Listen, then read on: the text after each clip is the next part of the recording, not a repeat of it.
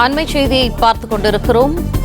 தமிழ்நாடு காவல்துறை சிறப்பான பதில் என்று தமிழக முதலமைச்சர் மு.க.ஸ்டாலின் தெரிவித்திருக்கிறார். பெண்கள் பாதுகாப்பு பற்றி வேடம் போடுபவர்களுக்கு செயலால் பதில் அளித்திருக்கிறது தமிழக காவல்துறை என அவர் தெரிவித்திருக்கிறார். சென்னை மாணவி வழக்கினை நியாயமாகவும் விரைவாகவும் 5 மாதத்தில் நடத்தி முடித்து குற்றவாளிகளுக்கு கடும் தண்டனையை பெற்றுத் தந்திருப்பதாக தமிழக முதலமைச்சர் மு.க.ஸ்டாலின் தெரிவித்திருக்கிறார். வழக்கில் காவல்துறை சிறப்பாக செயல்பட்டுள்ளதாக மகளிர் நீதிமன்றமும் முன்வந்து பாராட்டியிருக்கிறது என்பதையும் அவர் குறிப்பிட்டிருக்கிறார். அண்மை செய்தி பார்த்துக் கொண்டிருக்கிறோம். தமிழ்நாடு காவல்துறை சிறப்பான பதிலென தமிழக முதலமைச்சர் மு.க.ஸ்டாலின் தெரிவித்திருக்கிறார். சென்னை மாணவி வழக்கில் 5 மாதத்தில் தீர்ப்பானது வழங்கப்பட்டிருப்பது வரவேற்கத்தக்கது என்றும் அவர் தெரிவித்திருக்கிறார். வழக்கில் காவல்துறை சிறப்பாக செயல்பட்டுள்ளதாக இன்றைய தினம் தண்டனை விவரங்களை வழங்கிய மகளிர் நீதிமன்றமும் முன்வந்து பாராட்டியிருப்பதையும் அவர் சுட்டிக்காட்டியிருக்கிறார். இளம்பெண் ஒருவருக்கு நிகழ்ந்த அநீதியில் கூட அரசியல் ஆதாயம் தேட நினைக்கும் சின்ன புத்தி கொண்ட சிலரின் எண்ணம் தவிடுபொடியாகி இருப்பதாக முதலமைச்சர் மு.க.ஸ்டாலின் தெரிவித்திருக்கிறார். மேலும் தகவல்களை எமது செய்தியாளர் மாணிக்கம் வழங்க கேட்போம். மாணிக்கம், விரிவான தகவல்கள் என்ன? தமிழ்நாடு காவல்துறையினுடைய சிறப்பான செயல்பாட்டுக்காக மகளிர் நீதிமன்றம் முன்வந்து பாராட்டி இருக்கிறது என்ற தகவலை முதலமைச்சர் அவர்கள் தனது சமூக வலைதள பதிவு மூலமாக தெரிவித்திருக்கிறார். அண்ணா பல்கலைக்கழக மாணவிக்கு இழைக்கப்பட்ட அநீதிக்கு நீதிமன்றம் தீர்ப்பு வழங்கியிருக்கூடிய எந்த நேரத்தில் முதலமைச்சர் அவர்கள் தற்பொழுது தீர்ப்பு தொடர்பாக ஒரு சமூக வலைதள பதிவு வெளியிட்டிருக்கிறார். அதில் பெண்கள் பாதுகாப்பு பற்றி வேடம் போடுபவர்களுக்கு செயலால் பதிலளித்திருக்கிறது தமிழ்நாடு காவல்துறை என்று காவல்துறையை பாராட்டும் விதமாகவும் எதிர்க்கட்சியுடைய விமர்சனத்துக்கு பதில் சொல்லும் விதமாகவும் தனது சமூக வலைதள பதிவை முதலமைச்சர் வெளியிட்டிருக்கிறார்.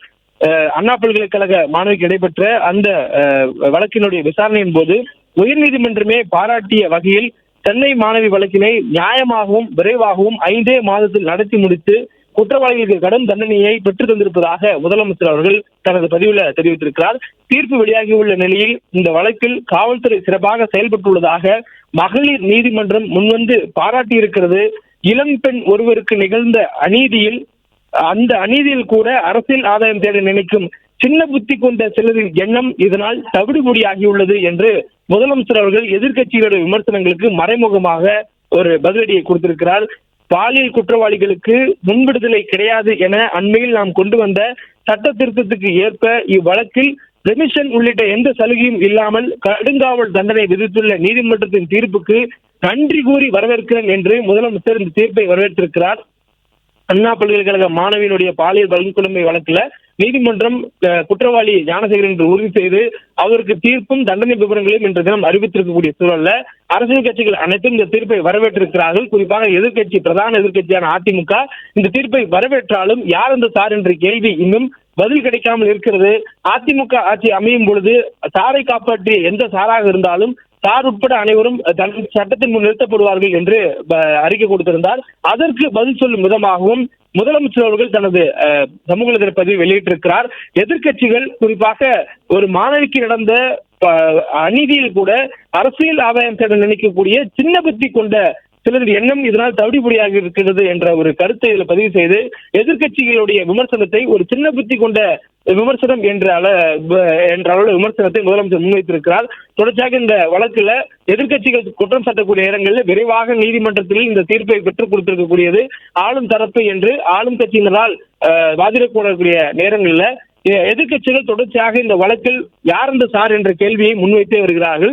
குறிப்பாக ஞானசேகரன் மட்டுமே குற்றவாளி என்று அவசரமாக முடிவு செய்ய வேண்டிய காரணம் என்ன என்று தொடக்க காலத்தில் இந்த விவகாரத்தோடு தொடக்க காலத்தில் நடந்த சம்பவங்களை மையமாக வைத்து முதல்ல கேள்விகளை அதிமுக உள்ளிட்ட எதிர்க்கட்சிகள் முன்வைக்கக்கூடிய சூழல்ல இன்றைய கொடுக்கப்பட்டிருக்கூடிய தீர்ப்பிலும் ஞானசேகர் மட்டுமே குற்றவாளி என்று சொல்லப்பட்டிருக்க தீர்ப்பிலையும் அதிமுக உள்ளிட்ட கட்சிகள் முரண்படுகிறார்கள். யார் என்ற சார் என்பதற்கான கேள்விகள் இன்னும் தொடர்வதாக தெரிவித்திருக்கின்றனர். இதற்கெல்லாம் பதிலளிக்கும் விதமாகவும் இந்த தீர்ப்பை வரவேற்கும் விதமாகவும் ஒட்டுமொத்தமாக முதலமைச்சர் தனது அறிக்கையை வெளியிட்டிருக்கிறார். மேலும் இந்த தீர்ப்பை நன்றி கூறி வரவேற்பதாக குறிப்பிடக்கூடிய முதலமைச்சர் எதிர்க்கட்சிகளையும் கடுமையான விமர்சனங்களுக்கு பதிலளிக்கும் விதமாக இந்த அறிக்கையை வெளியிட்டிருக்கிறார்.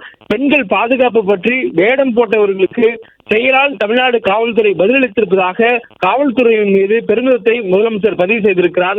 மேலும் விசாரணையின் போது உயர்நீதிமன்றமே பாராட்டும் வகையில இந்த வழக்கினை நியாயமாகவும் விரைவாகவும் 5 மாதம் நடத்தி முடித்திருப்பதாகவும் முதலமைச்சர் பெருமிதம் தெரிவித்திருக்கிறார்.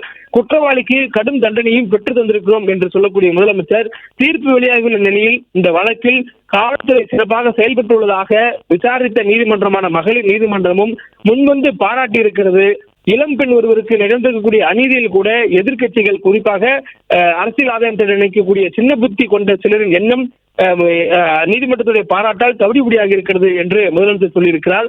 பாலியல் குற்றவாளிகளுக்கு முன்விடுதலை கிடையாது என்று அண்மையில தமிழ்நாடு சட்டமன்றத்தில் பெண்களுக்கு எதிரான குற்ற சட்ட திருத்த முன்வடிவிலையும் அந்த சட்டமானதிலையும் முதலமைச்சர் அந்த சட்டத்தை கொண்டு வரும்போது தெரிவித்திருந்தார், முன் விடுதலை என்பது இல்லை என்று. அதை மேற்கோள் காட்டக்கூடிய முதலமைச்சர் ரெமிஷன் உள்ளிட்ட எந்த சலுகையும் இல்லாமல் கடுங்காவல் தண்டனை விதித்துள்ளது நீதிமன்றத்துடைய இந்த தீர்ப்பு, அதற்கு நன்றி கூறி வரவேற்கிறேன் என்றும் தெரிவித்திருக்கிறார்.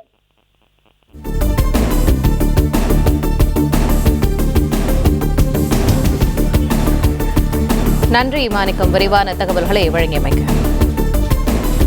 பிளே ஸ்டோர் மற்றும் ஆப் ஸ்டோரில் இருந்து பாலிமர் செயலியை QR கோடு மூலம் பதிவிறக்கம் செய்யுங்கள். செய்திகளை உடனுக்குடன் பெறுங்கள்.